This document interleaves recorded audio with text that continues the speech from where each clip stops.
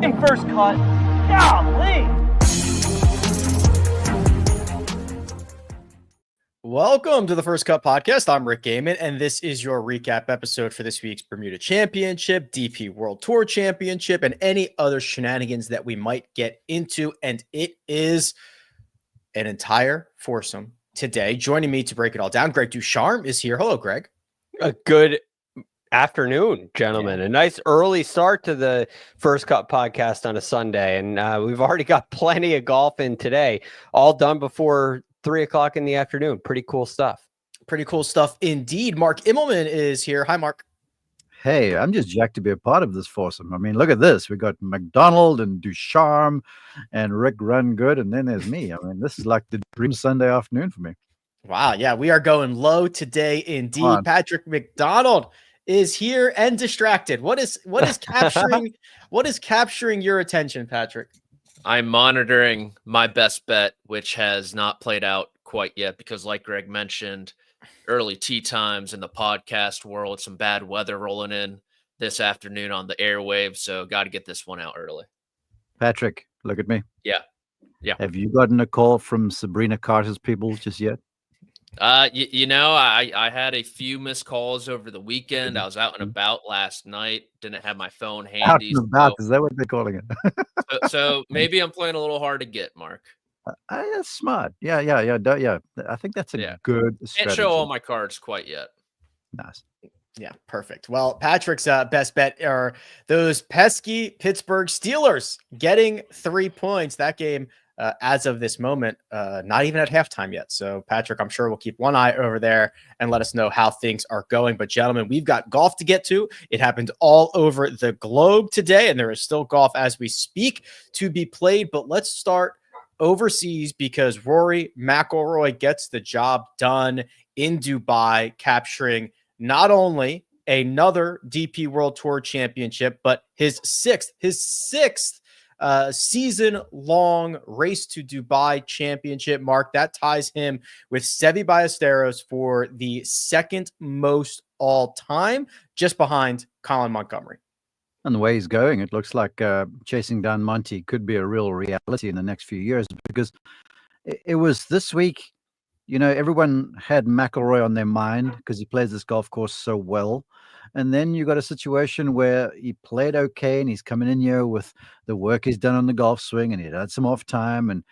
And as you watch him progress through the tournament, it was like, I don't want to say a sense of inevitability, but every time I switched on the leaderboard, I'm like, okay, here he comes. McIlroy's on the way.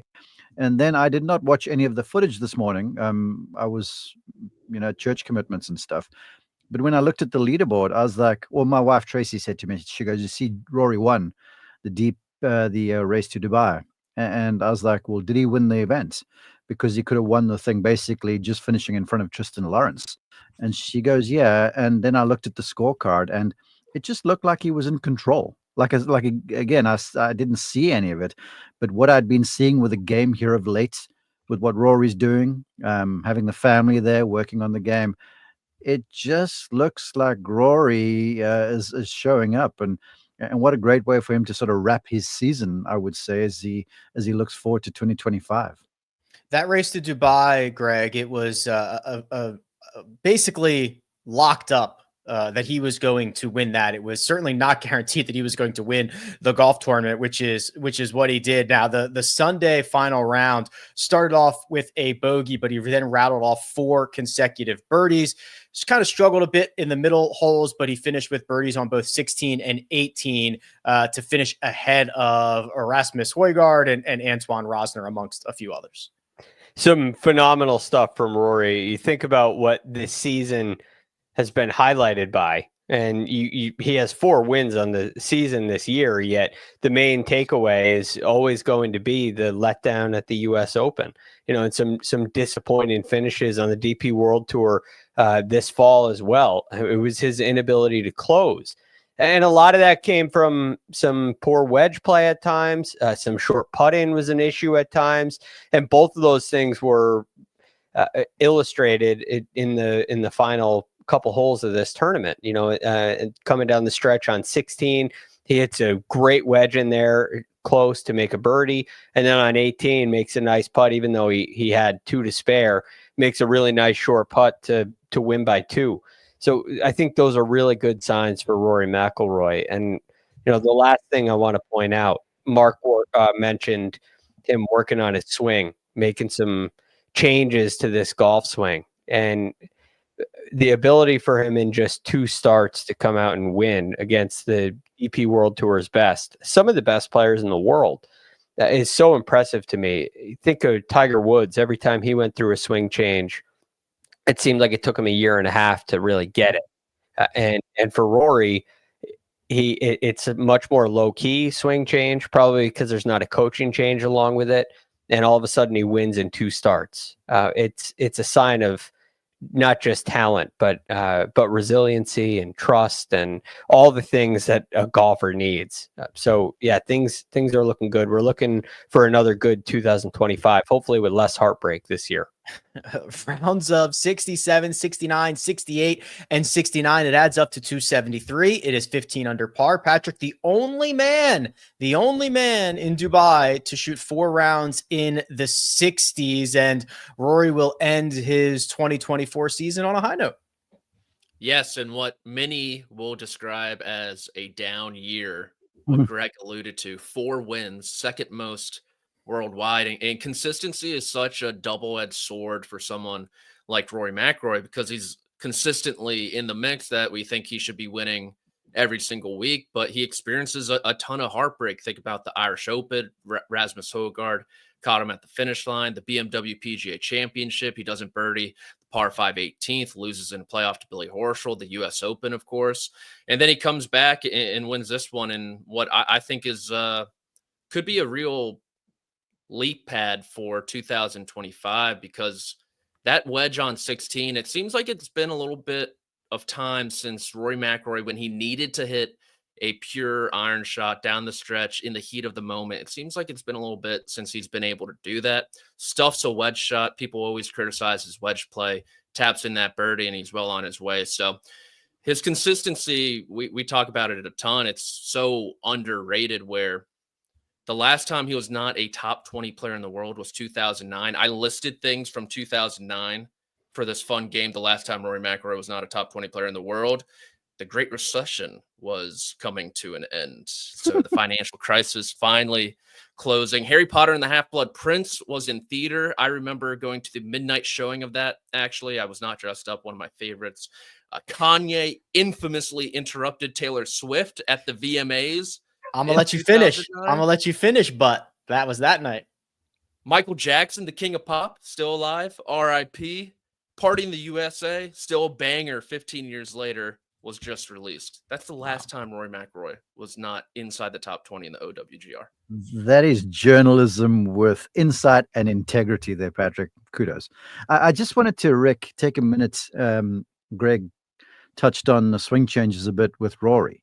And the thing that struck me about his commentary about it, because I found some footage of him talking about the swing change with a colleague on the driving range, and Rory was speaking of how, with where he was starting his backswing, then the club would sort of ride up the plane and come straight back down right in front of him. And the way he described it, he sort of looked at the person he was talking to going, it's that simple, or it's basically, that's all it is. I get the club on plane, it goes up easily as I rotate, it comes back down right in front of me. And I was struck because, all of these golfers, or golfers at large, can make such a big deal of swing changes. But what he did that led to the stuffing the wedge under pressure, and what he did to just hitting some gigantic tee shots, is really a very simple move. And then to those tee shots, I have to say it. Look, power is a luxury. It's a weapon. And he made some commentary early in the week about the golf course, and he spoke of how holes would turn dog legs, sort of covering the dog leg bunkering at about 320 range, 320, 330. And he was practicing on the range when he had worked the golf swing out, basically just unloading with driver as hard as he could. And these things were moving 340, 350, sometimes even in the air. So that weapon that he had, add to the simplicity of the changes. I mean, really, if you sort of forecasting and you're looking ahead, in 2025, unless something silly happens, could be a whole lot of fun. It really could. Could be a whole lot of fun, not just for Rory, but others. Greg, there was a lot on the line in this event because we were going to get the 10 players who will notch their PGA Tour cards for 2025. Well, guess what? That list is now finalized, and I've got them right here. I'm wondering if there's any one or two that stand out most to you. Let me read through these. We've got Rasmus Højgaard, Tristan Lawrence, Paul Waring, Jesper Svensson, another Svensson, Nicholas Norgard, Matteo Manassero, Thorbjorn Olesen, Antoine Rosner, Riku Hoshino, and Tom McKibben sneaks into that final spot, Greg. Some really compelling stuff there. I think there are a number of players on this list, probably 4 or 5 of them that have a real chance to make a splash on the PGA Tour. But the one that stands out to me more than any others is Matteo Manassero.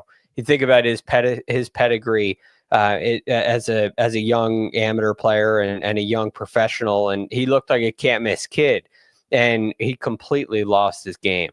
And now he's back to a place where he's heading to the PGA Tour for the first time. And I think the golf world should be really excited to see that. He's got a little arm lock putter going with a claw grip that has been a big part of his rise back into this position. His ball striking has clearly gotten back into form. And, when the PGA Tour and the DP World Tour get together, Matteo Manassero has been a guy that has had the ability to show up and show the form that he's had in DP World Tour events in some of these bigger events, which isn't always the case. So I'm really looking forward to seeing what he can do on the PGA Tour next year, having the ability, if he so chooses, to play a full-time schedule in the U.S.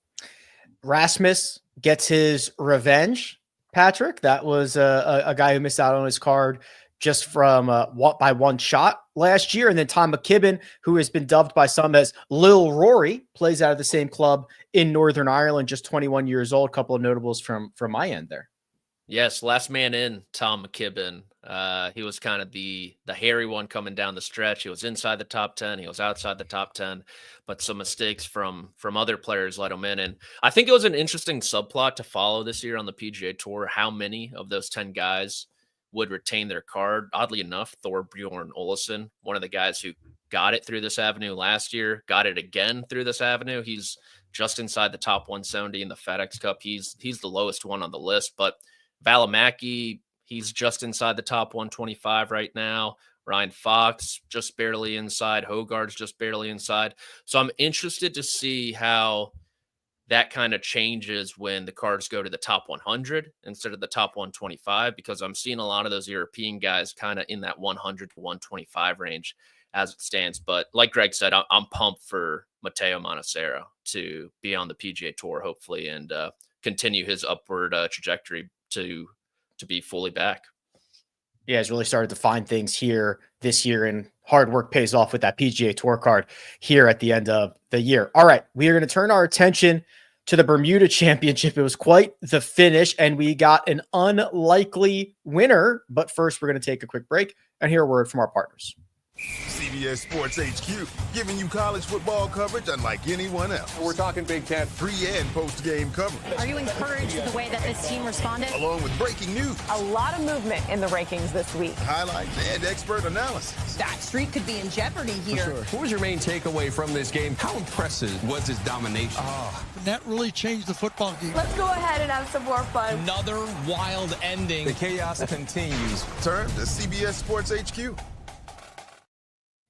And we're back. Let's talk about Bermuda here. And Mark, this was a windy Sunday. Port Royal blew these guys all over the place. We saw them having to really think about what shot shape am I taking, what trajectory am I taking. And if you're a little bit off, we saw drives and approaches catch the wind, end up on different holes. So not only a physical test, a mental test, but a strategic test around the golf course today. Yeah, it was cool. It really was cool viewing to me. I mean, you realize what a cool place Port Royal is. And then when you watch the footage on television again, and you're like, this golf course is really cool, the way it fits on this tiny island, the way it plays around the weather. Now you can have coming in down the stretch, you got 16, which is just it's just a difficult par 3, and then 17 for guys, a par 5 down the wind is driving a chip with a wedge, basically. Then you're turning back into wind, and a 420-ish par 4 up the hills. Guys are going in there with 5 and 6 irons because of the wind. So it's very well designed. And, I couldn't help but think as I watched the end of it, and you just watch someone like a Justin Lauer, for argument's sake, who is now ascending up the ranks in the PGA Tour. He's still there right on the cusp of earning a card. You could see him really grinding. He had a shot to win, but an outside shot. But you could see how meaningful every shot was as we're getting towards season end. You see Wesley Bryan, who's right there on the cusp of earning his tour card too. So there was all this meaning going on there. And then you watch Rafa Campos. Look, I kind of call him the king of the islands, because whenever we seem to be down in the Caribbean or in the Atlantic Ocean somewhere, he just is great. But he comes in here with zero form, and then to me just puts together a very, very disciplined, calculated final round, made some really good saves, sort of kept the pressure up. That 2-putt on the second to last hole from behind the green to ice the birdie, really, in my opinion, and to take that 2-stroke lead up 18 was just magnificent. But then you watch his response at the end of it all, and you see how this guy's inconsolable with emotion. It sort of reiterated to me how important this stuff all is. And, we don't necessarily, and this might sound controversial, but, we don't necessarily have to have the blue chip guys all the time to make this compelling viewing, because in the end it was. And it just galvanized this thought that, when there was this huge exodus to another tour for a lot of money, yes, guys, and this means the world to them. Yes, Rafa Campos going, I dreamt about this as a kid. And to finally get the win was, I felt his emotions. So it was very cool watching, and I thoroughly enjoyed it. Yeah, Rafael Campos, Greg, that unlikely victor. He was anywhere between 170 to 250 to 1 to win this golf tournament before it started on Thursday morning. And he stood tall as others struggled down the stretch. Campos wasn't without his own issues. He missed a short putt on 14 for a bogey there, but he hit a couple of shots. The birdie on 17 that Mark alluded to, the great pitch from behind the green on 18 to lock this thing up. He was the one that was resolute while others were really struggling in these conditions. And it helped. He took advantage of the holes that are kind of inland, making a nice birdie on 6 and the eagle on 7. He was able to give himself a nice cushion playing those holes in 3 under par. A couple of fascinating things about Campos here. First of all, he had a baby this week. His wife had a baby this week, and he almost missed his tee time on Thursday. We're not talking about on Monday. We're talking about on Wednesday night, and he gets on a flight after spending like 20 minutes with her, with his new daughter, and it comes here and plays, and this is the result. He's missed 11 of his last 13 cuts. He said it in his post-round press conference as well, and you can see it in the stats. It's been so bad from a ball striking perspective. And sometimes you get out here in the wind, you get out in these conditions, and it allows you or forces you to play with a little more of a creative mindset, a creative eye. You don't think about your golf swing as much. You just have to hit shots. And he did that on, I want to say it was on perhaps 15. He had a little wedge in his hand. He was trying to decide what club to hit, and he went to a gap wedge from like 87 yards. And has to hit a little flighted shot and ends up getting it into a safe position. But those are the kind of aspects, those are the kind of decisions, the kind of strategy that led to this win for him. Again, just a terrible season, which also common because the last thing I'll point out about him is that he lost 50 pounds last year. That's a big change. So he really decided to change his body and get fit. And when you lose a lot of weight, it can change the way your hands feel on the club. It changes your grip. Oftentimes grips get a little stronger. Your fingers don't feel the same on the club, and everything starts to change. And it can be really, while there are a lot of benefits to your golf game, it can hurt your golf swing. And, all of a sudden in a bizarre, surprising fashion, everything comes together and he ends up holding the trophy. It was pretty cool to see. Yeah, 3-shot victory for Campos over Andrew Novak, and then a pair of golfers at 15 under, a trio at 14 under. Patrick, there's also a bit of history here. Just the second player ever to win on the PGA Tour. The only other player, Patrick? What did you just say? The second player ever to win on the PGA Tour? Oh boy. The second player from Puerto Rico. Puerto Rico, yeah. Did I miss that part? I think you did, or I missed it. I think you missed it. Yeah. You're paying attention to the Steelers beside you. You're not listening to the question. They're in the red zone, Mark. Come on. Yeah, that's why. We'll have to run the tapes back on that one. But yes, Chichi Rodriguez, Patrick, the only other man from Puerto Rico to win on the PGA Tour. Now Campos adds his name to that list.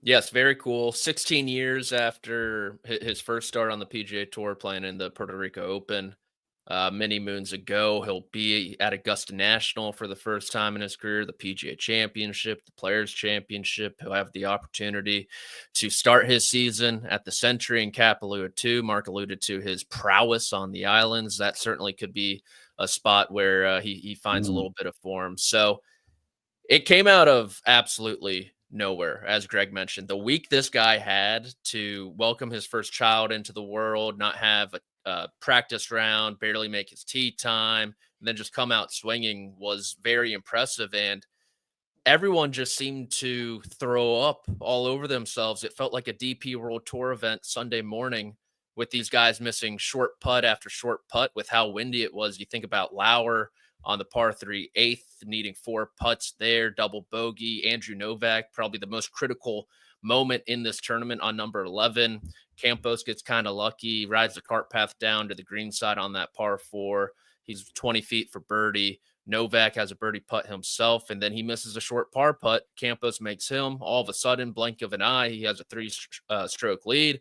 But of course, being the first time trying to win, it never comes easy. He throws up on himself too a couple holes later on 14, and then has the resolve and mental fortitude to bounce back, keep his wits about himself, and play the most difficult stretch of that golf course very effectively, hitting some really high-quality shots, especially the tee ball into 16 with Novak already on the dance floor. So it was impressive for a multitude of reasons, and a really just fun win. It was a great time watching it. It felt like the first time this fall I was glued to the television, I would say. And yeah, more of this, please, throughout the fall. And I think the PGA Tour is on its way.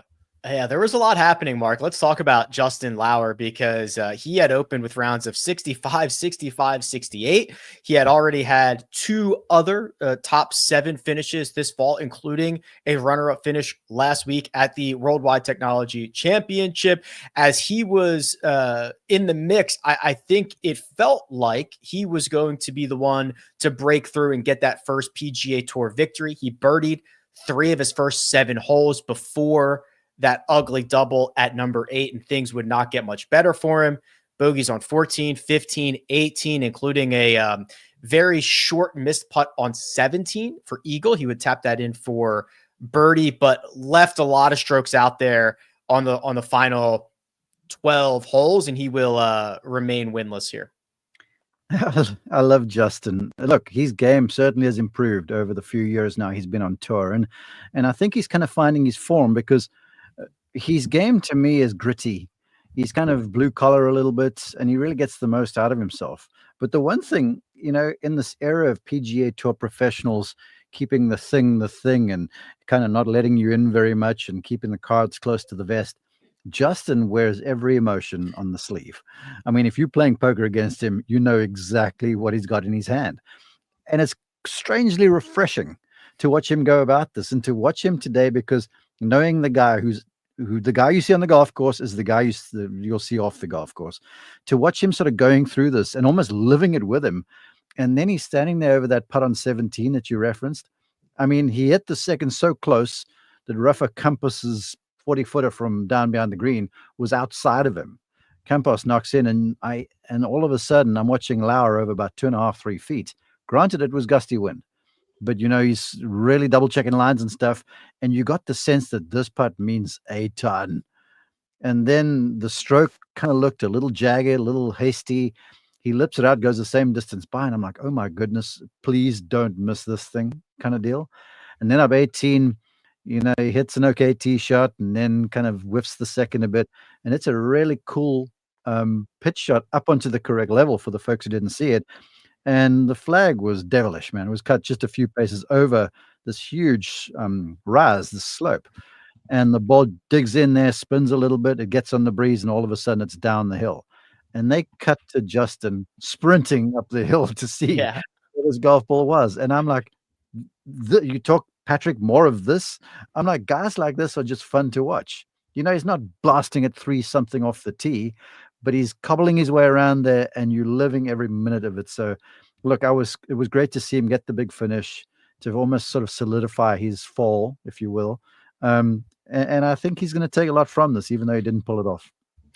I don't want to kick a man while he's down, Greg. It's been a very good fall. It's been a very good 2 weeks, but he only moves up 6 spots because he drops to T5 in the event for this week. He only moves up to 68th in the FedEx Cup fall, which is not going to get him into those first 2 signature events. He's got to be 51 to 60. So he's a couple spots outside of that, which is something he could have picked up this week as well. Yes. A couple things just did not go his way. I mean, you can start counting up the strokes. There's a 4-putt. There's the 3-putt that Mark mentioned at 17, the situation at 18. One of the holes down the stretch, was it 14, the electrical box? Yes. Yes. I learned something new from that situation. You got to play it around. I mean, that was a dangerous situation. Very dangerous looking. Oh, man. And so, that's an uncommon situation. I do think there are a number of things that Justin Lauer can learn from this. Like Mark said, you wear all your emotions on your sleeve, but the comment Saturday may have played a little bit of a role, and it just gave me the inclination that he can get a little flustered. What did he times. Say? Well, we talked about, if there were top 15 players in the world playing this week, they would have called play. It would have stopped because it was so windy. Right now, love it. Look, I don't want to get on him for it. I just think that it puts an unnecessary pressure on yourself. It's like Bryson saying that Augusta National is a par 67. It puts an unnecessary pressure on yourself. And now everybody's talking about this thing that you said, and you're out here trying to win a golf tournament, and it just leads to a distraction. So I think that's disappointing. And I think that the things that Justin needs to learn and will learn are, one, he's got to get a little better off the tee. He's got to get a little more accurate, more reliable. Losing a couple shots to the right down the stretch, it's how you end up behind an electrical box. The putting stroke, perhaps it was just the wind. I'm inclined to think it was, because it looked very jabby, very quick. I think he's got to work on that a little bit, and just handling the press, handling the media when you're in contention is a different ball game. And while we love hearing these guys say things, it rarely leads to strong performances. So that's something to take a look at as well. To that, Greg, you talk about things he can work on improving. I watched him when he showed up on tour, and the golf swing hasn't changed at all to where it is now, in my opinion. I might be working on stuff, but I haven't seen it, because he's sort of idiosyncratic. He's got the weak left-hand grip, the club face is wide open, legs kind of straighten up through contact, a lot of the wrist will roll over, but he's just he does Justin. He's like, I'm going to do my game kind of thing. And yeah, and he has gotten better. Yeah. And the metal about him, it's like he's up for the battle. Like that statement that you tell me about that he made. He's like, yeah, I'm going to say this. I don't give a stuff. I'm going to battle you when we tee it up tomorrow. Yes, but at the same time, this is what Jack Nicklaus talked about at U.S. Opens, right? Half the field is beaten before I even get here. Brooks Koepka has said that as well. If you're complaining about the conditions, you're done before you start. Yeah. And now he's complaining about the conditions on Saturday, and he comes into Sunday and things get tough. And as soon as there's the first mishap, the 4-putt at 8, everything goes downhill from there. And in order to bounce back from those things, it may seem insignificant, but you watch what you say a little bit, and all of a sudden you change how you think, and all of a sudden you're a little more resilient when things get tough, like they're going to, like they did for Campos today, Rafael Campos. So look, I think he has made some significant improvements, and I'm a big fan of Justin Lauer. But that's what I noticed this weekend, the thing that's holding him back from winning on the PGA Tour. Justin Lauer picks up 100 FedEx Cup fall points. He is 100 out of a signature event. Could have used maybe a solo second, even a T2.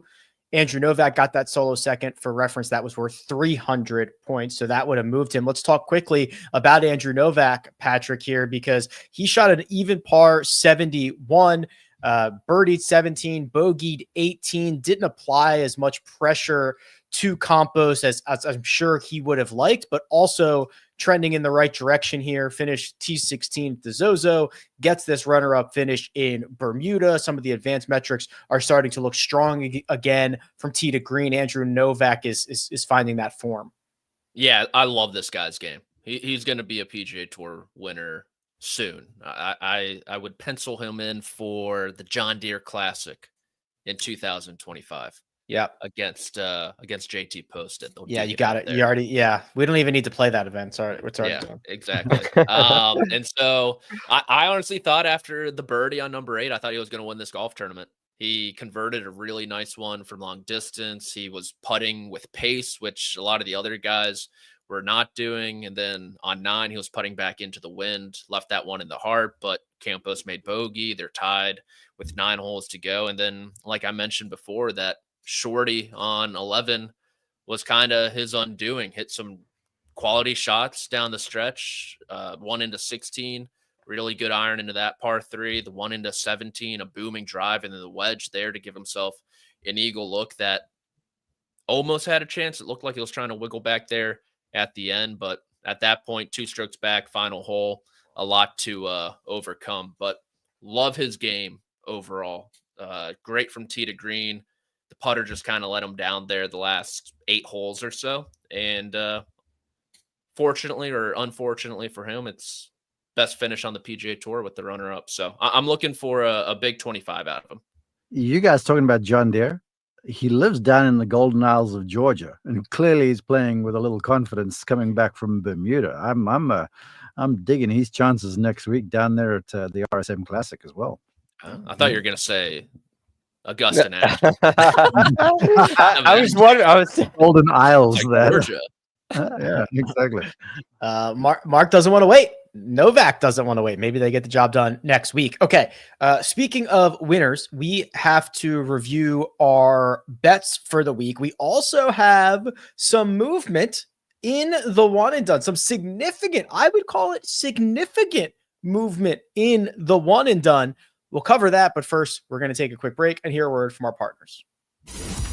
At CBS Sports Golazo Network, we're bringing you the game. Madness of Messi arrives! Breaking down the game. This is unlike anything else in the world. And changing the game. Get it all for nil. That means free. Wow. And all day long!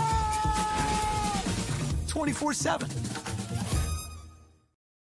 And we're back to review the bets for this week. 2 out of 3 winners in the matchup department. Patrick, you went with Dylan Wu over Joel Dahmen. Dylan Wu finished in a tie for 47th, but that was plenty good because Joel Dahmen missed the cut, so you did not even sweat this on the weekend. Now, I saw a clip of Joel Dahmen on 16 just in all his rain gear putting on Friday, and I was like, all right, this one's in the book. It looked like he was going to drop out of the top 125, but he's 124 ahead of the RSM Classic Damon. So nervy ending to the year for him. Yeah. Yes. And I feel like he's been either right inside the number or right outside the number all fall. It's been like 2 months of just stress and anxiety, I'm sure, for Joel Damon. Mark, yours was a little bit closer, but either way, a win is a win. Ben Griffin beats Maverick McNeely. Ben Griffin had a great week. He finished 8th. Maverick McNeely had himself a decent week as well. That was a T17, but that gets you a green check mark. Yeah, Ben Griffin, to me, as I watch him at this event, is kind of becoming like the Webb Simpson of the Wyndham Championship kind of thing. You know, his record around here is good. And I was paying attention to this, obviously, because Maverick was probably, one of the foremost players in the field, according to resume and form. But I just had a sense. I was watching from the word go at the scoring and got off to a slowish start, but then just kind of got better every round. Griffin, that is, and had a really good weekend to get inside the top 10. So yeah, I'm happy about that poll there. Do you think he'll name his kid Butterfield one day? That's a good call. I'm going to ask him about that. Okay. It would only make sense. Finishing positions, 1 out of 3 here. I got the check mark, Greg. We have been talking about Grayson Sigg all week. He was within arm's reach of the lead for at least the first couple of rounds, 4 rounds in the 60s. He finished T9, 12 under par. He's been trending as well. Definitely been trending, and a place he has a pretty good record at as well. So Grayson Sigg was one of the few guys that kind of checked a number of boxes heading into the week. I think your selection of a top 20 number was very wise, and I'm glad for the team that it paid off. We did not have a winner. I want to point out a couple from Patrick's card, though, because I think he got a little unlucky and also had a really good wager. So you had Antoine Rosner, Patrick, at 80-1. He finished 4 shots off the lead. He finished in a tie for 3rd among some pretty talented players. So kudos to you. You don't get anything for it except a pat on the back. But you also had Ugo Cuso to finish inside the top 20, which he was firmly in. It was just free money from Patrick until a Sunday 76, one of the worst rounds of anybody of the day. I woke up at 4 a.m., checked my phone, and then cursed in French into my pillow. Yeah. Looking at his round, and Rosner, the 36 and 54 hole leader, the French just completely screwed me over. I thought they were going to give me reparations for pickpocketing me in Paris as many years ago. I guess not. The war wages on. And even Wesley Bryant, the other guy I had, tied the course record this week. So I was dreaming of a perfect grid last night, and I woke up to a nightmare. Yeah, and Ugo's like Ugon after that final round, man. Yeah, Wesley Bryan was your other outright who was a couple shots back heading into Sunday. So yes, you probably did go to bed Saturday night feeling pretty good. The bonus bets, Brandt Snedeker missed the cut, which is not a top 40. So that is a loser. Mark, you did not get the Nico Echeverria top 20, but he does indeed win low South American for you. He beats out Johnny Vegas, Alejandro Tosti, Camilo Villegas, and gets the job done in your bonus bet. Yeah. Look, Camilo's a friend, but I was surprised he was doing that well for a while there because he hadn't flashed much form either. Villegas, that is. So, yeah, I was happy about this bet. I didn't want to say it was sort of a bit of a no-brainer because Johnny Vegas, look, they're all good. But just Nico had been playing well. I was surprised that he didn't accelerate and get a little higher than what he did, but I'll take it. Patrick, your bonus bet is pending. It is even money. The Pittsburgh Steelers getting 3 points against the Baltimore Ravens. Would you like to give us the live update of what's going on? Just came out of half. Steelers are up 9-7. The ball, winning the turnover battle. Justin Tucker looks like he has the yips, a la Kevin Na in his prime at the Players Championship. Remember that one? Well, wow, with the flow. So I'm liking their chances, but Mr. Unlimited is going to limited. He looks very limited so far through 2 quarters. real pitcher's duel you got going on. But Justin Tucker, if Justin Tucker were to get the yips, that would be like Tiger Woods getting the yips, right? Because Justin Tucker's the greatest to ever do it. I know. He had the He looks like a storied career might be coming to an end here soon. Well, it's been a great one. It's been a great one. All right, so that is still outstanding. We will see if the Steelers can wrap that one up. Now, plenty of movement in this one and done. Not a ton of money, but it's the fall, so a little bit goes a long way. Greg and Josh, the top and the bottom of the standings heading into the week, both opted for Lucas Glover. Now, Greg, you, because you are here and Josh gets to hide a little bit, you've got to speak to Lucas Glover, who went and shot a 68, a 67, a 66, and then a 77 on Sunday.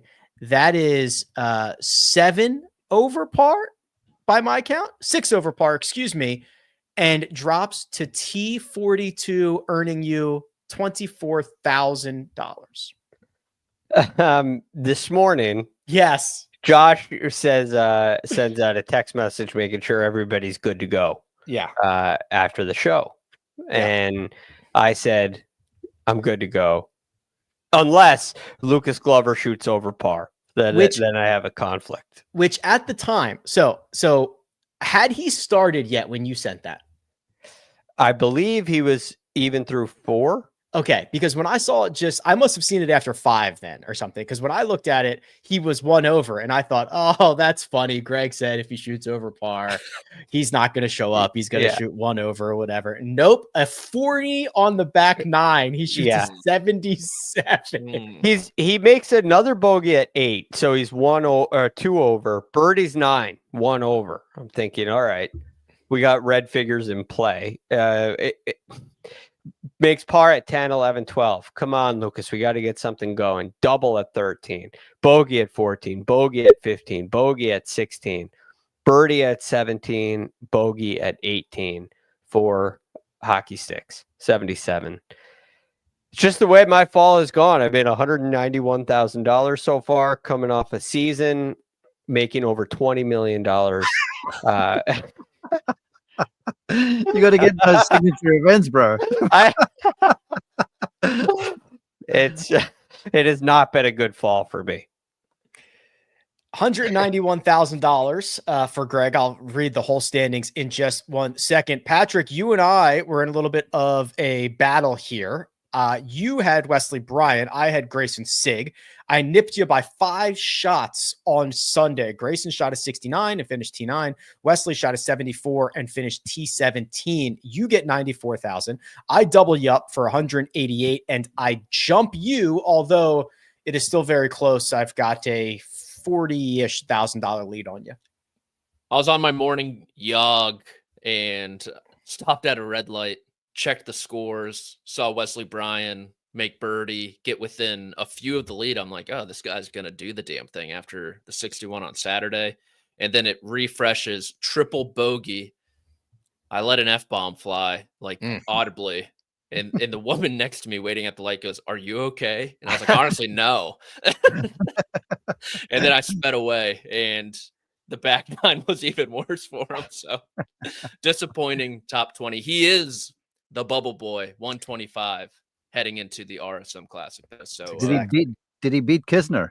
What was the bet? Dude, Kisner, like he beat him by a couple, but okay.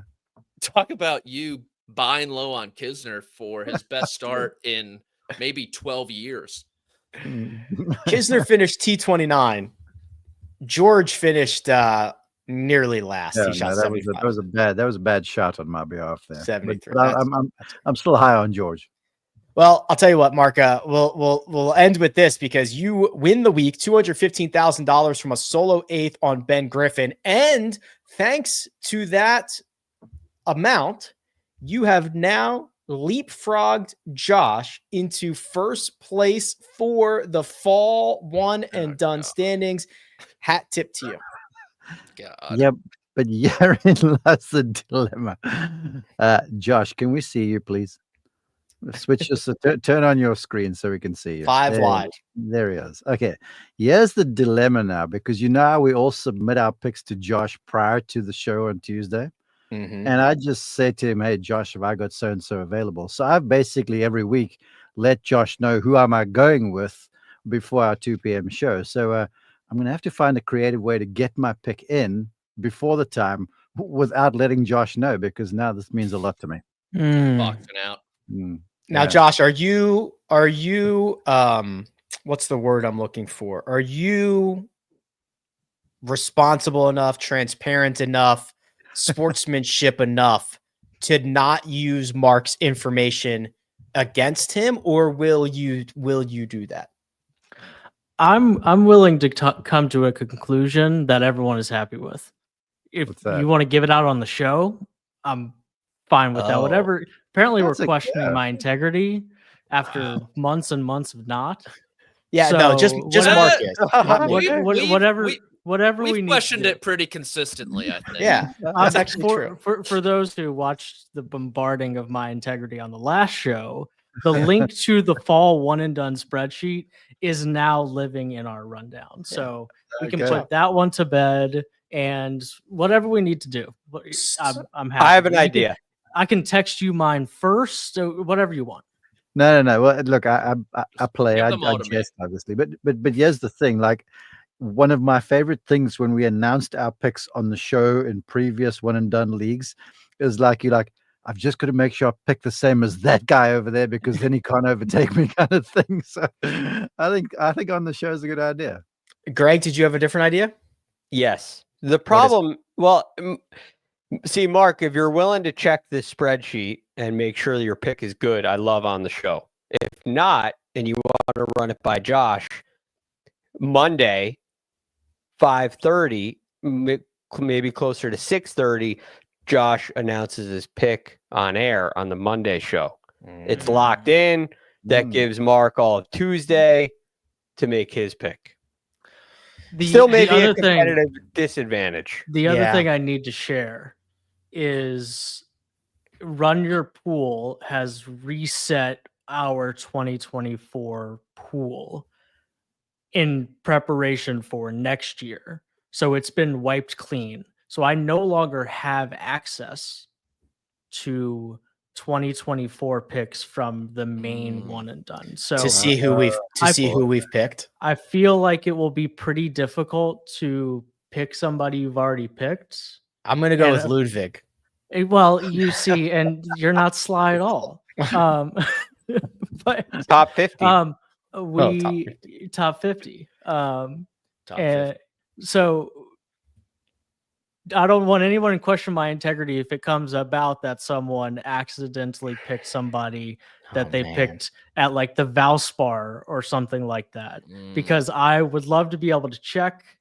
If I must, I'll go, you'll catch me going through the YouTube archives to find one and done picks. But you don't remember. You don't care that much. But I don't. Way you do that. I care about my integrity, though. My integrity. We're gonna be the Mackenzie Hughes memorandum. But that's not my fault, and I wanted to let you know, Josh. But your integrity aside, my dilemma is that I don't know who's eligible and who isn't. That's why I have to run these picks by you before. Yeah. All right. Well, we know it's anybody in the top 50, and then pretty much anyone who's playing is eligible outside of Ludwig. Yeah. So is Kuchar available? Yeah, for you. Yeah, probably. Yeah. Yeah. If you picked Kuchar a second time, we would not penalize you for that. That'd be a completely different conversation. Yeah, correct. So I think then, so Mark, you're going to be on the Tuesday show. Yes, sir. All right. Why doesn't Mark just reveal it on Tuesday? Are we all right with that? It's fine. Okay, so what we normally do. Well, Mark, Mark doesn't have to put it. He doesn't have to put it in the outline. Okay. Okay. I won't either. Just for there are I want a to be couple involved names. in this. There are a couple names there are a couple names in the field next week that have potentially been used. The septic tank, Ludwig, Sepsaka. Not by me. Potentially Denny McCarthy, Siwoo. Well, you can't use these guys, so it doesn't matter. Oh yeah. They're top 50 guys. You're right, my bad. Can't use them anyway. Confusing my own self. Basically, top 50 in the anybody you might have used was top 50. That's in the field next week. Yeah. So just don't pick anybody in the top 50 or anybody you've used in the fall. Damn, what is Siwoo doing in Sea Island? That little shaking that ass is what he's doing. Yeah, it's poetic. Siwoo and Sea little Island. minx.